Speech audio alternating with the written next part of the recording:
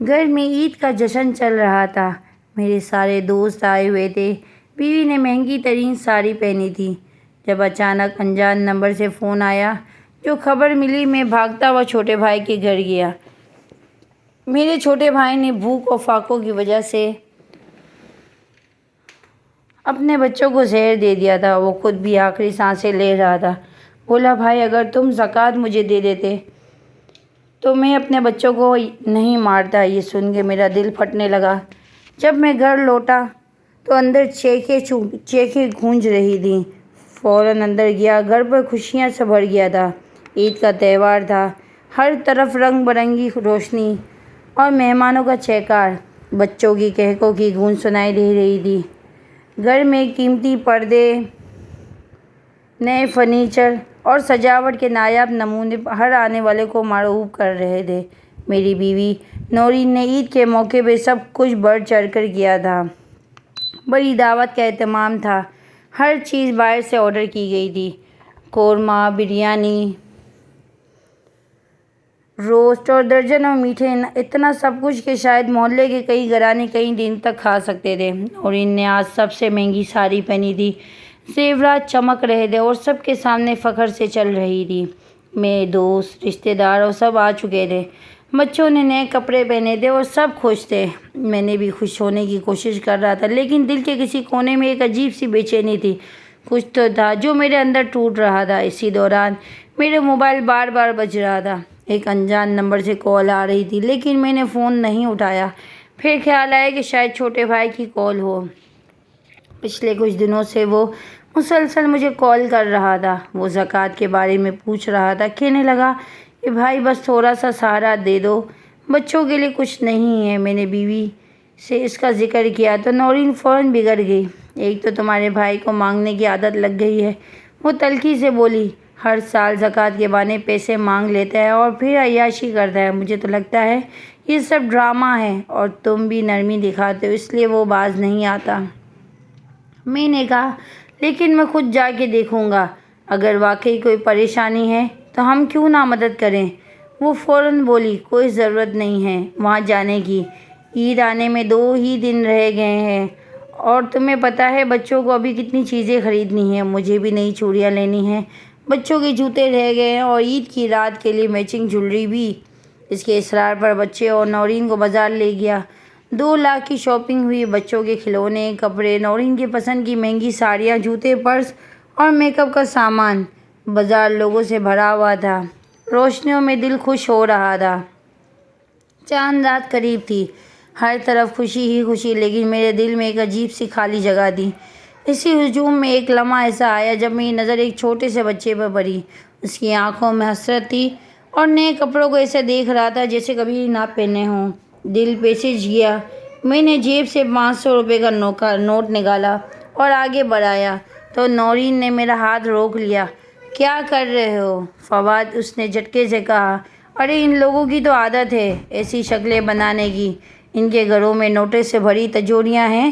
تم اتنی محنت کرتے ہو صرف ہمارے بچوں کے لیے، ان کے لیے نہیں۔ چلو اب ہمیں آئس کریم کھلاؤ۔ میں چپ ہو گیا، کچھ کہنے کی ہمت نہیں تھی۔ وہ بچہ چپ چاپ اپنی جگہ سے ہٹ گیا اور ہم آئس کریم کی دکان کی طرف بڑھ گئے۔ دل میں ایک چبھن سی رہ گئی، جیسے کوئی زخم ابھی لگا ہو اور وہ دھیرے دھیرے اندر تک پھیل رہا ہو۔ میرے لیے زندگی ایک طے شدہ راستے پہ چل رہی تھی۔ میں صبح دفتر نکلا، شام کو دیر سے واپس آتا۔ کاروبار بڑھ رہا تھا، آمدن اچھی ہو رہی تھی اور اسی رفتار کے ساتھ ذمہ داریاں بھی بڑھتی جا رہی تھیں۔ ہر مہینے کے آخر میں جب کمائی کا حساب کرنا ہوتا تو وہ رقم نورین کے ہاتھ میں رکھ دیتا۔ اس نے شروع دن سے یہ ذمہ داری اپنے ہاتھ میں لے لی تھی۔ اس کا کہنا تھا کہ ایک عورت ہی بہتر طریقے سے گھر چلاتی ہے، بجٹ سنبھالتی ہے اور ضروریات کو سمجھتی ہے۔ میں نے کبھی اس بات پر اختلاف نہیں کیا، نہ ہی کبھی سوال کیا وہ پیسے کہاں خرچ کرتی ہے۔ وہ کہتی ہے کہ زکوٰۃ بھی وہ خود دیتی ہے، مستحقین کو خود جانتی ہے، انہیں براہ راست مدد پہنچاتی ہے۔ میں مطمئن تھا۔ مجھے لگا کہ شاید میں واقعی خوش قسمت ہوں کہ ایک ایسی بیوی ملی ہے جو نہ صرف سلیقے سے گھر چلاتی ہے بلکہ عبادات و فرائض میں بھی آگے ہے۔ میرے دفتر کا وقت لمبا ہوتا جا رہا تھا۔ میں نے جب اس نورین کا گھر کا انتظام سونپا تھا دل مطمئن تھا، پیچھے تو سب ٹھیک چل رہا ہے۔ بچے اسکول جا رہے تھے، گھر ہر وقت سجا رہتا تھا، سسرال والے بھی اکثر آتے تھے اور نورین ان کی خوب آؤ بھگت کرتی تھی۔ جب ایک شوہر کی بیوی اتنے اچھے طریقے سے سب سنبھال لے تو شوہر کا دھیان کام پر ہی لگا رہتا ہے۔ لیکن کچھ وقت سے میرے دل میں ایک عجیب سی الجھن شروع ہو چکی تھی۔ میرے چھوٹے بھائی کی حالت بگڑتی جا رہی تھی۔ وہ مجھے کبھی کبھار فون کرتا اور بڑی نرمی سے اپنے حالات بتاتا، کہتا بھائی کچھ دن سے کچھ بچوں کو دودھ نہیں ملا، سوچا تم سے مدد مانگ لوں۔ زکوٰۃ کا موسم ہے، اگر ہو سکے تو میری طرف بھی توجہ دے دو۔ میں نے نورین سے بات کہا میرا دل کہتا ہے بھائی کو زکوٰۃ دے دوں، وہ بہت پریشان ہے۔ نورین نے فوراً کہا میں نے پہلے سے ہی ساری زکوٰۃ کے پیسے نکال کر مستحقین کو دے دیے ہیں، اور ویسے بھی تمہارے بھائی کو تم جتنا بھی دو اس کی ضرورتیں ختم نہیں ہوں گی۔ ہر سال وہ زکوٰۃ کے بہانے پیسے لے جاتا ہے، کوئی کام کیوں نہیں کرتا؟ میں خاموش ہو گیا۔ نہ میں جانتا تھا کہ نورین واقعی زکوٰۃ دیتی ہے یا نہیں، نہ میں نے کبھی پوچھا۔ میں اتنا مصروف ہو چکا تھا کہ چھوٹے بھائی کے گھر جانا بھی چھوٹ چکا تھا۔ کئی سال گزر گئے تھے اس کے دروازے کے اندر قدم رکھے ہوئے، کبھی وقت ہی نہیں ملا، اور جب وقت ہوتا نورین کوئی نہ کوئی بات نکال کے مجھے روک لیتی تھی۔ تم ہر بار یہی کہتے ہو بس ایک دن چلتے ہیں، لیکن جب تم وہاں سے آتے ہو تمہارا موڈ خراب ہو جاتا ہے، تم پریشان ہو جاتے ہو۔ بہتر ہے کہ اپنی خوشیوں کو برباد مت کرو، وہ اکثر یہی الفاظ کہتی اور میں مان جاتا۔ شاید میں کمزور تھا، شاید میں مصروفیات کا بہانہ بنا کے اپنی ذمہ داریوں سے بھاگ رہا تھا۔ مجھے یاد ہے ایک دن میں واقعی تیار ہو گیا تھا کہ آج بھائی کے گھر جاؤں گا۔ اچانک نورین نے کہا تمہیں پتہ ہے نا کہ کل ہماری دعوت ہے، تمہیں بازار سے ساری چیزیں لانی ہیں اور تم جا رہے ہو اپنے اس بھائی کے گھر جو تمہیں صرف پیسوں کے لیے ہی یاد کرتا ہے۔ میں رک گیا، مجھے لگا شاید واقعی وقت ٹھیک نہیں، لیکن دل کے کسی کونے میں آواز آتی رہی کہ تم کچھ غلط کر رہے ہو۔ رمضان کا مہینہ تھا، زکوٰۃ کی رقم اس بار کچھ زیادہ ہی بنی تھی، کاروبار نے اچھی آمدن تھی اور میں نے خود حساب لگا کے الگ کر لی تھی۔ دل میں ٹھان لیا تھا کہ اس بار یہ رقم میں خود دوں گا اور سب سے پہلے اپنے بھائی کو، لیکن نورین وہ رقم مجھ سے ہی پہلے ہی مانگ لی۔ مجھے پتا ہے کہ کن لوگوں کو دینی ہے، تم بس مجھے دے دو، تم ہر سال یہی کہتے ہو، اور خود دوں گا، لیکن وقت نہیں ملتا۔ میں دے دیتی ہوں نا، تم فکر نہ کرو۔ اس بار میں خود دینا چاہتا ہوں، میرے بھائی کو ضرورت ہے۔ نورین نے آنکھیں تروڑی اور سخت لہجے میں بولی کیا میں غلط دیتی ہوں؟ تمہیں مجھ پہ اعتبار نہیں؟ میں خاموش ہو گیا، میرے پاس الفاظ نہیں تھے۔ اعتبار تو تھا، لیکن میرے دل میں ایک الگ خلش ضرور تھی۔ میں نے وہ رقم اسے دے دی اور جیسے ہی رقم اس کے ہاتھ میں گئی اس نے فوراً اسے اپنے زیورات کے دراز میں رکھ دیا۔ کچھ کہہ نہ سکا، بس دل میں سوچتا رہا شاید کل دے دے گی، شاید پرسوں کسی مستحق تک پہنچ دے گی۔ لیکن وقت گزرتے گیا، بھائی کے فون آنے بند ہو گئے، شاید اسے امید ہی نہیں رہی ہو۔ میں اپنی دنیا میں مگن تھا، بچوں کے اسکول کے داخلے، نورین کی فرمائش، کاروباری سفر، سب چل رہا تھا، لیکن کہیں نہ کہیں دل میں ایک چوپ سا راج کرتا رہا، کچھ ادھورا سا لگتا رہا۔ ایک دن میں نے نورین سے پوچھا تم نے زکوٰۃ دے دی تھی نا؟ وہ کہنے لگی ہاں دے دی ہے۔ کیوں، تمہیں ابھی تک یقین نہیں آیا؟ میں نے ہلکا سا سر ہلایا اور بات بدل دی، لیکن حقیقت یہ تھی کہ میرے دل نے پہلی بار مجھے دھوکہ دینا بند کر دیا تھا۔ مجھے اندازہ ہو گیا تھا کہ میں نے ایک بڑی غلطی کی ہے، بھائی کو دینا چاہتا تھا، لیکن نورین نے سب کچھ سنبھال لیا تھا اور میں خاموش رہا۔ لیکن مجھے عادت ہو گئی تھی خاموش رہنے کی۔ کلائمیکس یہی تھا کہ میں چاہ کر بھی اپنے بھائی کو زکوٰۃ نہ دے سکا، کیونکہ میرے پیسوں پر میرا اختیار کب کا ختم ہو چکا تھا۔ نورین کی شخصیت میں ایک خاص طرح کا غرور شامل تھا، وہ غرور جو بچپن سے ہی سکھا گیا تھا، اپنے مال و دولت میں ناز کرنے کا، اپنے خاندان کی برتری کا۔ اس کا تعلق ایسے گھرانے سے تھا جو ہمیشہ دوسروں کو نیچے دکھا کر جیتے تھے۔ جب ہماری شادی ہوئی تو میری حیثیت ایک درمیانے طبقے کے نوجوان کی تھی جو محنت سے آگے بڑھنے کی کوشش کر رہا تھا۔ نورین کے چاچا کی کمپنی میں نے نوکری شروع کی اور اسی کمپنی میں کام کرتے کرتے میرا رشتہ ہوا۔ نورین کے والد نے ہمارا نکاح دھوم دھام سے کیا اور جہیز میں ایک مکمل فلیٹ، قیمتی سامان، گاڑی، نقد رقم دی گئی۔ اس سب پر شکر گزار تھا، لیکن شاید میرا شکر گزار ہونے کی کیفیت نورین کی نظر میں میری کمزوری بن گئی۔ اس نے کبھی مجھے اپنے برابر نہیں سمجھا، ہمیشہ مجھے یہی احساس دلایا کہ میں کچھ میں آج ہوں اس کے خاندان کا احسان ہے۔ یہ جو تم گھر میں رہتے ہو میرے ابو نے دیا ہے، جو گاڑی تم چلاتے ہو وہ میرے چاچا نے دی تھی، اور جہاں تم نوکری کرتے ہو وہ بھی ہمارے خاندان کی کمپنی ہے۔ اور یہ باتیں اکثر یاد دلاتی تھی۔ میں خاموش رہتا تھا، شاید مجھے لگتا تھا کہ شکر گزار رہنا ہی بہتر ہے، مگر یہ شکر گزاری کب غلامی میں بدل گئی مجھے خود بھی خبر نہ ہوئی۔ ایک بار کی بات ہے، رمضان کا مہینہ تھا اور میرے چھوٹے بھائی کی بیوی نے مجھے فون کیا۔ اس کے لہجے میں شرمندگی تھی، آنکھوں میں نمی تھی اور آواز میں جھجک۔ کہنے لگی، بھائی صاحب اگر ممکن ہو تو بچوں کے لیے کچھ کپڑے لے دیں، ہم خود مانگنے کے قائل نہیں، لیکن اس بار کچھ بھی نہیں ہے۔ میرا دل بھر آیا، میں نے فوراً کچھ رقم بینک سے نکالی اور بھائی کے گھر پہنچا۔ وہ منظر آج بھی میری آنکھوں کے سامنے ہے، بچے پھٹے کپڑے میں، گھر کا سامان بکھرا ہوا، فریج خالی اور چولہا ٹھنڈا۔ میں نے بغیر کچھ کہے بھائی کے ہاتھ پر پیسے رکھے، وہ رونے لگا۔ مجھے لگا جیسے میں نے کوئی فرض پورا کیا ہو، لیکن جیسے ہی میں گھر پہنچا نورین کا رویہ بدلا ہوا تھا۔ اس نے پیسوں کی رسید دکھائی تو چہرہ لال ہو گیا، چیخنے لگی، ہوتے کون ہو تم؟ میرے پیسے میرے پوچھے بغیر کسی کو دینے والے؟ میں نے نرمی سے کہا، وہ میرے چھوٹے بھائی ہیں، ان کے بچے بغیر کپڑوں کے تھے، صرف 2000 روپے دیے ہیں، اور تمہیں لگا تمہارے بھائی کی اوقات سے ہمارے پیسوں پہ ہاتھ ڈالنے کی؟ میرے خاندان والے جب آتے ہیں تو ہم ان کو تحفے دیتے ہیں، سب کچھ کر کے دیتے ہیں، تم نے کبھی کچھ نہیں کہا، لیکن تمہارے رشتہ داروں کا ذکر آتے ہی تمہارا دل بھر آتا ہے، ان کی مدد کرنی ہے تمہیں۔ میں خاموش کھڑا رہا، مجھے سمجھ نہیں آتا تھا کہ محبت اور تعلقات کب پیسوں کے ترازو میں تولے جانے لگے۔ میں نے کہا، نورین وہ میرا بھائی ہے، اس کے بچے میرے اپنے بچوں جیسے ہیں، اگر میں ان کی مدد نہ کروں گا تو کون کرے گا؟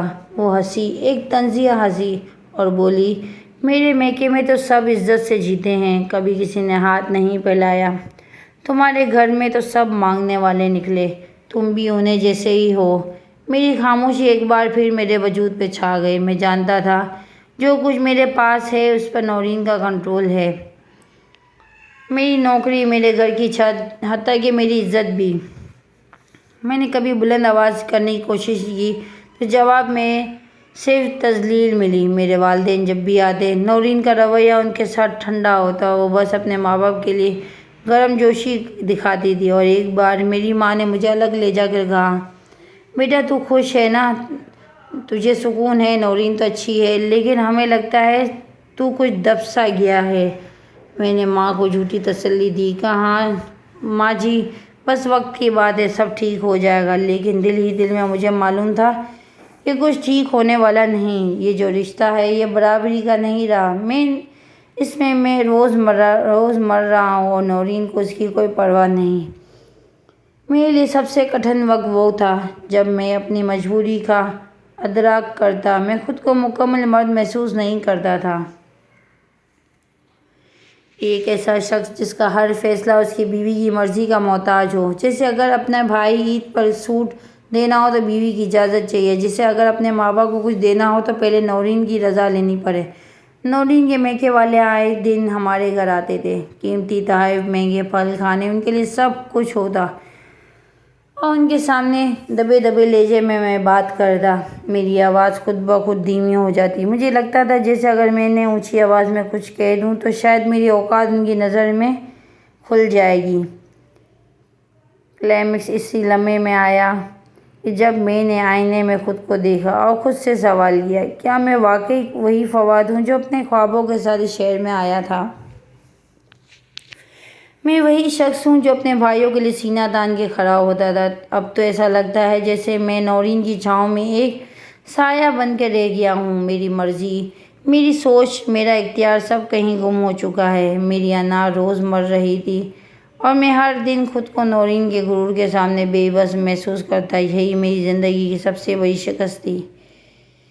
عید کا دن تھا۔ صبح سویرے گھر کی رونق شروع ہو چکی تھی۔ نورین کچن میں مہمانوں کے لیے تیاریوں میں مصروف تھی اور میں ان میں لگے جھولے میں بیٹھا بچوں کو دیکھ رہا تھا جو اپنے نئے کپڑوں میں چمکتے ہوئے ادھر ادھر دوڑ رہے تھے۔ گھر میں ہر طرف خوشی کا ماحول تھا۔ کہکہ، عید کی فرمائش، تحفے، خوشبو کی مہک اور باورچی خانے سے اٹھتی قورمے کی بھاپ جیسے سب کچھ مکمل ہو۔ نورین نے آج خاص طور پہ سب کی نظر میں اپنی طرف کھینچنے والی مہنگی ساڑی پہنی تھی۔ گہرے نیلے رنگ کے کامدار لباس پر سونے کی باریک جویلری، آنکھوں میں کاجل، ہاتھوں میں مہندی اور ناخنوں پہ سرخ مالش۔ خود کو آئینے میں دیکھ کر مطمئن مسکراہٹ ہنس رہی تھی۔ سسرال والے بھی گھر پہنچ چکے تھے۔ سب نے تحائف اور مٹھائی ساتھ لائے تھے اور بچے ایک کمرے سے دوسرے کمرے میں دوڑتے خوشیاں سمیٹ رہے تھے۔ لیکن ان سب خوشیوں کے بیچ میرے دل میں ایک عجیب سی اضطراب تھا، جیسے اندر کوئی چیز ٹوٹ رہی ہو۔ میں لوگوں کے بیچ تھا لیکن دل کہیں اور اٹکا ہوا تھا۔ چائے کا کپ ہاتھ میں تھا لیکن ذہن میں وہ آخری کال گونج رہی تھی جو میرے چھوٹے بھائی کی طرف سے آئی تھی۔ پچھلے کچھ دنوں میں اس کی حالت کافی خراب ہو چکی تھی۔ وہ بار بار رابطہ کرنے کی کوشش کرتا لیکن نورین کی باتوں کی گونج میرے کانوں میں اس قدر بھر گئی تھی کہ میں نے ان کالز کو سنجیدہ لینا ہی چھوڑ دیا تھا۔ نورین نے کہا تھا، تمہارے بھائی کو مانگنے کی عادت پڑ گئی ہے، ہر سال یہی ڈرامہ، یہی بار، یہی آنسو۔ تم دل کمزور نہ کرو، ایسے لوگوں سے فائدہ اٹھاتے ہیں۔ میں یہ بات ماننے پر مجبور ہو گیا تھا۔ کاروباری مصروفیات اور گھر کی تیاری میں خود کو مصروف رکھ کر میں نے اندر کی آواز کو دبا دیا تھا۔ لیکن آج عید کا دن، جب سب خوشیوں میں مصروف تھے، میرے دل کا اضطراب بے قابو سے باہر ہوتا جا رہا تھا۔ چھوٹے بھائی کی آنکھیں، اس کے بچوں کی حالت، اس کی بیوی کی خاموشی، التجا، سب کچھ میری نظروں کے سامنے بار بار آ رہا تھا۔ میں نے موبائل اٹھایا۔ اسکرین پہ کئی مس کالز تھیں، زیادہ تر انجان نمبر سے۔ کچھ دیر میں اسکرین کو دیکھتا رہا۔ دل کہہ رہا تھا فون اٹھاؤ، دماغ کہہ رہا تھا آج کا دن خوشی کا ہے، کوئی بدمزگی نہ ہو۔ میں وہ کشمکش میں ہی جھیل رہا تھا۔ پھر سے فون بجنے لگا۔ اس بار میں نے کال اٹھا لی۔ دوسری طرف کسی اجنبی کی گھبرائی ہوئی آواز سنائی دی۔ السلام علیکم، کیا آپ فواد صاحب ہیں؟ جی بولیں بھائی صاحب، آپ کے چھوٹے بھائی کے گھر میں بہت بڑا حادثہ ہو گیا ہے، آپ فوراً آ جائیں۔ بچے، بیوی، سب کی حالت بہت خراب ہے۔ میرے ہاتھ سے موبائل چھوٹتے چھوٹتے بچا۔ دل جیسے سینے میں دھڑکنے کے بجائے رک گیا۔ میری سانسیں بے ترتیب ہو گئی اور میں نے بغیر کچھ سوچے، بغیر کسی کو کچھ بتائے، جوتے پہنے اور دروازے کی طرف دوڑا۔ فواد، کہاں جا رہے ہو؟ مہمان آ چکے ہیں، تمہیں ابھی سب کے ساتھ بیٹھنا ہے۔ نورین کی آواز پیچھے سے آئی لیکن میں نے سنے بغیر باہر قدم بڑھا دیے۔ میرے قدم خود بخود تیز ہوتے جا رہے تھے۔ گاڑی کی چابی ہاتھ میں تھی لیکن ہاتھ کانپ رہے تھے۔ گاڑی اسٹارٹ کرتے وقت میری آنکھوں کے سامنے وہ آخری منظر ابھرنے لگا جب بھائی نے کہا تھا، بھائی بس کچھ پیسے دے دو، بچے بھوکے ہیں۔ سڑک پر گاڑی دوڑتی جا رہی تھی لیکن میرے دل میں ایک قیامت برپا تھی۔ ہر گزرتی ہوئی گلی، ہر اشارہ، ہر موڑ مجھے بھائی کے گھر کے قریب لے جا رہا تھا اور ساتھ ہی میرے دل کی دھڑکنیں بڑھتی چلی جا رہی تھیں۔ دماغ میں ایک ہی سوال تھا، کیا واقعی کچھ ہو گیا ہے؟ کیا میں دیر کر چکا ہوں؟ راستے بھر میں نے خود کو کوسا، خود کو ملامت کی، اپنی کمزوریوں میں گنا۔ میں نے کیوں اس کی بات نہیں سنی؟ کیوں ہر بار بیوی کی بات مان لی؟ کیوں ایک بھائی کی فریاد پہ شک کیا؟ میری کمائی صرف دکھاوے کے لیے تھی کیا؟ میری عید صرف روشنیوں، مہمانوں اور ساڑیوں کے لیے تھی؟ میں بھائی کے گھر کے پاس پہنچا تو وہاں لوگوں کا رش تھا۔ کچھ عورتیں رو رہی تھی، کچھ مرد بے چین کھڑے تھے، اور میں نے فوراً گاڑی روکی اور دوڑتا ہوا دروازے کی طرف گیا۔ دروازہ آدھا کھلا ہوا تھا۔ اندر جانے سے پہلے ہی دل جیسے سینے سے نکل کر حلق میں آ گیا تھا۔ میں نے دروازہ پورا کھولا اور وہ منظر جو میری آنکھوں کے سامنے تھا وہ میرے حواس پر بجلی بن کر گر گیا۔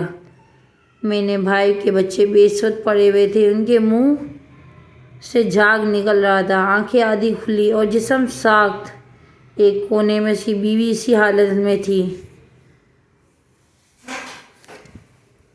اور درمیان میں میرا بھائی نیم بے ہوشی کی حالت میں تڑپ رہا تھا۔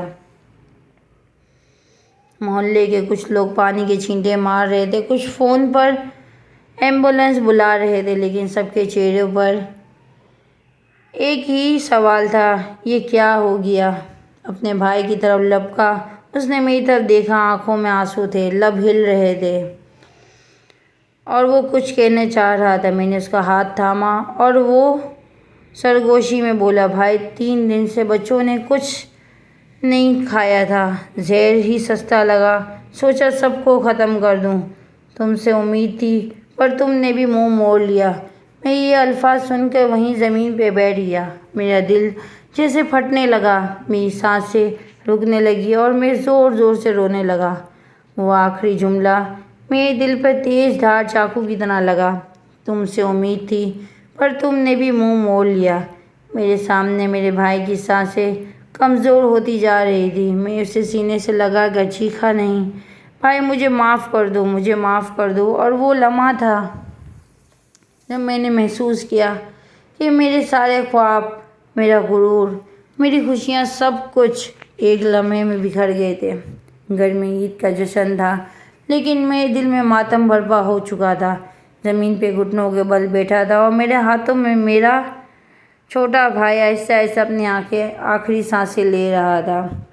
اس وقت آنکھیں نیم وہ تھیں جیسے ٹھنڈ پڑ چکا تھا، اور لبوں پر ایسی بے بسی تھی جیسے وہ دنیا سے جاتے جاتے بھی مجھ سے سوال کر رہا ہو۔ میرے گرد گرد محلے کے چند لوگ تھے، کوئی روتا تھا، کوئی دعا مانگ رہا تھا، اور کچھ لوگ بے یقینی میں خاموش کھڑے تھے، اور ہر چیز جیسے ساخت ہو چکی تھی۔ وقت رک سا گیا تھا، کمرے میں ایک خاموشی چھائی ہوئی تھی جو روح تک کو چیر دیتی تھی۔ بھائی کی بیوی دیوار سے ٹیک لگا کر بے حسی پڑی تھی، جیسے اس کے اندر کی زندگی ختم ہو چکی ہو۔ آنکھیں کھلی تھیں مگر ان میں کوئی حرکت باقی نہیں تھی۔ سامنے فرش پر بچے لیٹے ہوئے تھے، چھوٹا سا عمر کا فرق، لیکن حالات نے سب کو ایک جیسا بنا دیا تھا۔ ان کے چہرے پر اب وہی فاقے زدہ رنگ تھا جو دنوں سے کسی نظروں سے نظر نہیں آیا تھا۔ ان کی طرف دیکھتا اور پھر بھائی کے چہرے کی طرف، اور ایک ہی بات ذہن میں گونجتی رہی، یہ سب میری وجہ سے ہوا ہے۔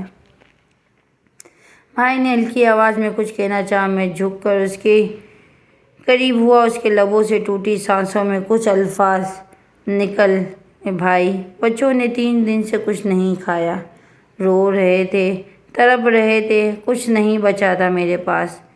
میں نے اس کے چہرے پہ ہاتھ رکھا، وہ ٹھنڈا تھا مگر اس کی آنکھیں میں ابھی بھی وہی درد تھا، وہی سوال جو ہر بے بس انسان کی نگاہوں میں ہوتا ہے۔ میں نے بہت مشکل سے اپنی آواز کو قابو میں رکھتے ہوئے پوچھا، تو یہ سب کیوں کیا؟ اتنا بڑا قدم اٹھایا؟ وہ ٹوٹے ہوئے لہجے میں بولا، کیا کرتا بھائی؟ جہاں جاتا میں صرف اتنا چاہتا تھا کہ بچوں کو عید پہ کچھ کھلا سکوں، کچھ پہنا کو دے سکوں، لیکن کسی نے نہیں سنا۔ جب تم نے بھی منہ موڑ لیا تھا تو میرے پاس ایک ہی راستہ بچا تھا، زہر ہی سستا تھا، ادھار مانگ کے لے آیا تھا اور سب کو دے دیا۔ میرے وجود پہ جیسے پہاڑ ٹوٹ پڑا، میری آنکھوں سے آنسو گرنے لگے اور میں نے اس کے سر کو اپنے گھٹنوں پہ رکھا۔ تمہیں مجھ سے کہنا تھا بھائی، میں تمہارا ہوں، تمہیں کیسے چھوڑ دیتا؟ وہ دھیرے سے مسکرایا، بہت ہلکی سی مسکراہٹ جو درد کے نیچے دب گئی تھی۔ کہا تھا بھائی، کئی بار فون کیا تھا مگر نورین بھابھی ہر بار منع کر دیتی تھی، تمہارا وقت قیمتی ہے، میں بوجھ ہوں، مجھے پتا ہے تم مجبور تھے مگر دل کو تسلی نہ ملی۔ میں نے اپنا چہرہ جھکا کر اس کی پیشانی پہ بوسہ دیا، نہیں تم پوچھے نہیں، بوجھ نہیں تھے، تم میرا فخر ہے، تم میرا بھائی تھے، وہ آہستہ آہستہ اپنی سانسوں کی ڈور سے ٹوٹ رہا تھا۔ ایک ایک لمحہ میری جان نکال رہا تھا۔ اس کی آواز ٹوٹ رہی تھی، کاش بھائی تم نے زکوٰۃ دے دی ہوتی تو میرے بچوں کی سانسیں چل رہی ہوتی، میری بیوی کی آنکھیں آج بھی زندہ ہوتی۔ مجھے معاف کر دینا بھائی، میں کمزور ہو گیا تھا۔ میں نے اسے سینے سے لگا لیا۔ اس کے جسم اب بے حرکت ہوتا جا رہا تھا، اس کی سانسیں رفتار آہستہ ہو رہی تھی، آنکھیں بند ہو رہی تھیں، اور چند لمحوں بعد ایک لمبی سانس کے ساتھ وہ خاموش ہو گیا۔ اس کی گرفت میرے ہاتھ سے ڈھیلی پڑ گئی اور میری گود میں، میرے ہاتھوں میں، میرے دل کے ٹکڑے میں دم توڑ چکا تھا۔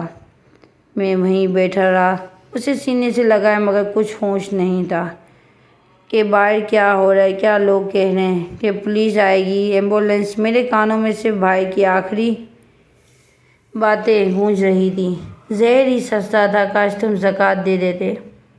میرے آنسو اب رکے نہیں تھے، میں رو رہا تھا زور و قطار سے، جیسے ایک چھوٹا بچہ اپنی ماں کے لیے روتا ہے۔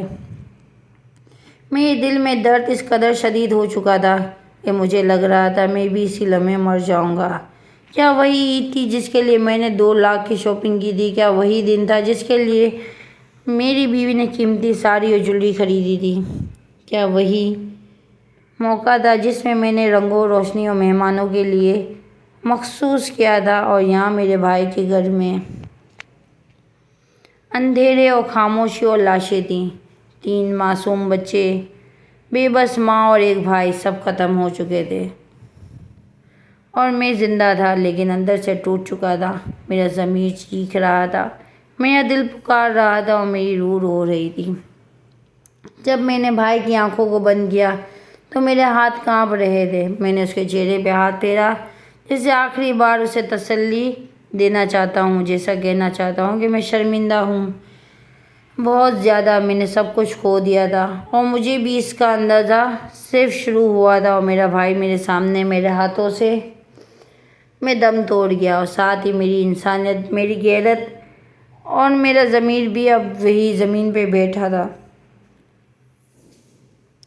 میرے ہاتھ میں میرے بھائی کی بے جان جسم پر تھے، اور آنکھیں مسلسل بہہ رہی تھیں۔ محلے کے لوگ افسوس کا اظہار کر رہے تھے، کچھ لوگ بچوں کی لاشوں کو دیکھ کے رو رہے تھے، اور کچھ عورتیں بھائی کی بیوی کے لیے دعائیں پڑھ رہی تھیں۔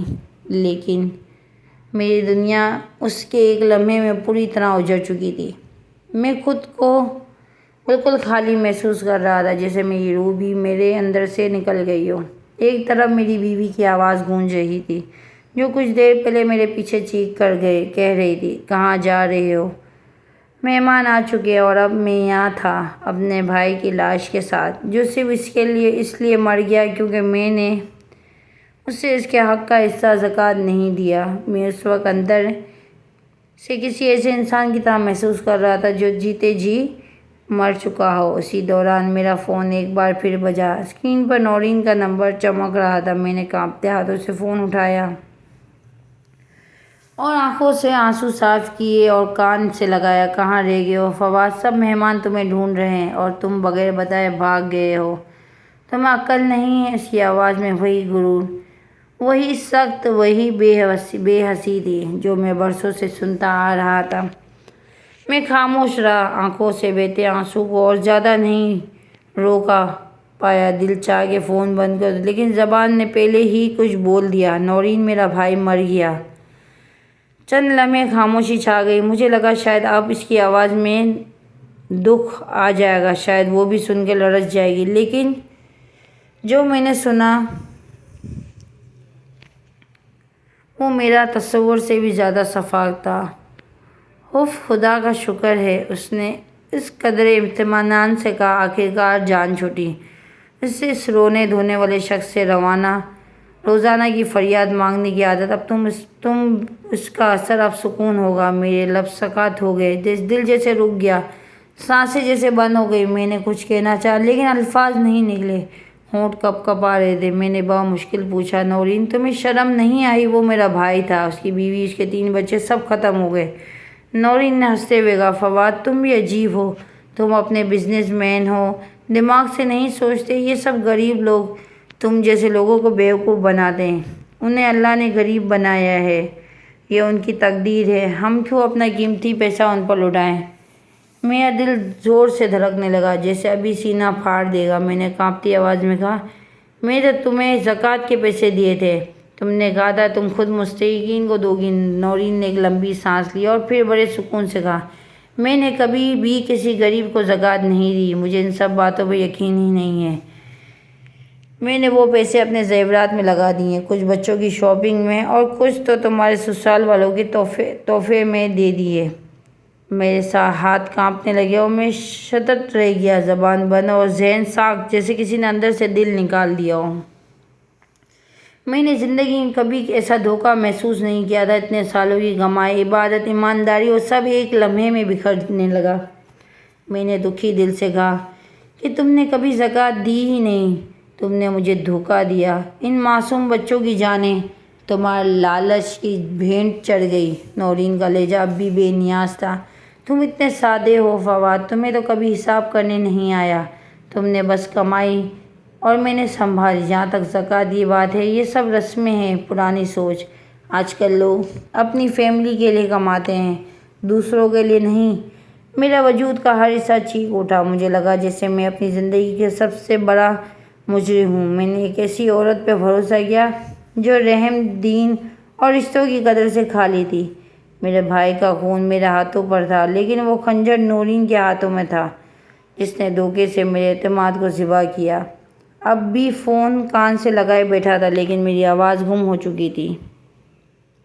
میری آنکھوں میں آنسو تھم گئے تھے، جیسے اب میں مزید رونا نہ جانتا ہوں۔ نورین کی آخری بات میرے ذہن میں گونج رہی تھی، غریبوں کو اللہ نے غریب بنایا ہے، ہمیں نہیں۔ یہ الفاظ میرے دل میں زہر کی طرح اتر گئے۔ میں نے زندگی بھر جو سیکھا تھا، جو ایمان رکھا تھا، وہ سب ایک عورت کی خود غرضی اور بے رحمی کے نیچے دب گیا تھا۔ میں نے فون بند کر دیا اور ہاتھ سے فون نیچے گر گیا۔ میں وہاں بیٹھا اپنے بھائی کی لاش کے پاس صرف ایک ہی بات سوچ رہا تھا کہ میں نے اسے زکوٰۃ کے پیسے نہیں دیے، لیکن اس سے بھی بڑا ظلم یہ تھا کہ میں نے وہ پیسے کیسے ہاتھ میں دیے جو انہیں کبھی دینے کے حائل ہی نہیں تھے۔ مجھے احساس ہو چکا تھا کہ میرے صرف بھائی کا ہی نہیں، بلکہ میرے ضمیر اور میرے دین اور میرے اعتماد اور میری انسانیت کا بھی قتل ہو چکا تھا۔ اور وہ قاتل وہی تھی جسے میں نے اپنی زندگی کا ساتھی سمجھتا رہا۔ جب میں نے بھائی کے جنازے کو کاندھا دے رہا تھا تو میرے ہاتھ کانپ رہے تھے۔ میں سوچ رہا تھا کاش میں اس دن اس کی بات سن لیتا، اور کاش میں اس کی ایک فریاد پر اپنی بیوی کی بات کو پشے پشت ڈال دیتا، اور میرا صرف اتنا کرنا کافی نہ ہوتا، میں اس کا درد سن لیتا۔ کیا زکوٰۃ کے چند ہزار اس وقت میرے اتنے قیمتی تھے کہ ایک پورا خاندان ختم ہو گیا، اور وہ کچھ چند ہزار آج اس راکھ کے سامنے کوئی قیمت رکھتے؟